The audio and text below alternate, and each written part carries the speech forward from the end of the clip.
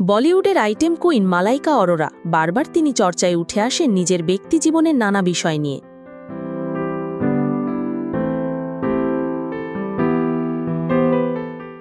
আরবাজ খানের সঙ্গে বিবাহ বিচ্ছেদের পর অভিনেতা অর্জুন কাপুরের সঙ্গে প্রেম নিয়ে দীর্ঘদিন খবরে থেকেছেন তিনি।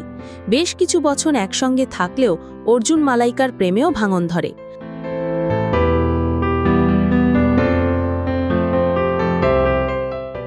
তবে অন্তর্জালে এই অভিনেত্রীকে নিয়ে ঝড় বয়ে গেলেও সবসময় নীরবতা বজায় রেখেছেন মালাইকা।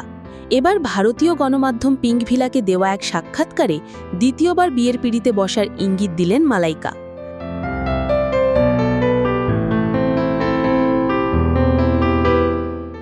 সাক্ষাৎকারটিতে মালাইকাকে জিজ্ঞেস করা হয়, যদি আপনাকে তরুণ বয়সে ফিরিয়ে নেওয়া যায় তাহলে নিজেকে কি পরামর্শ দিতেন? উত্তরে মালাইকা বলেন, আমি বলতাম, বিয়ের জন্য সময় নাও, এত তাড়াহুড়ো করে বিয়ে করার দরকার নেই, আগে একটু কাজ করো, জীবনের পথ চলা বোঝো, তারপরে এই সিদ্ধান্ত নাও। আমি খুব অল্প বয়সেই বিয়ে করেছিলাম।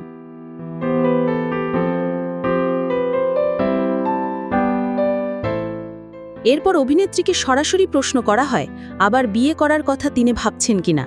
এমন প্রশ্নের জবাবে মালাইকা খোলামেলা বলেন, কখনো না বলতেই নেই, কারণ আমি একজন ভীষণ রোমান্টিক মানুষ, আমি এখনও প্রেমে বিশ্বাস করি, ভালোবাসা সম্পর্কিত সবকিছুতে আমার আস্থা আছে, তাই কখনো না বলার কিছু নেই।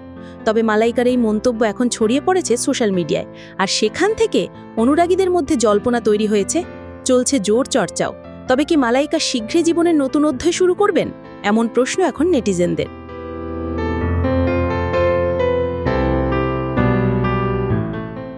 1998 সালে অভিনেতা আরবাজ খানকে বিয়ে করেছিলেন মালাইকা।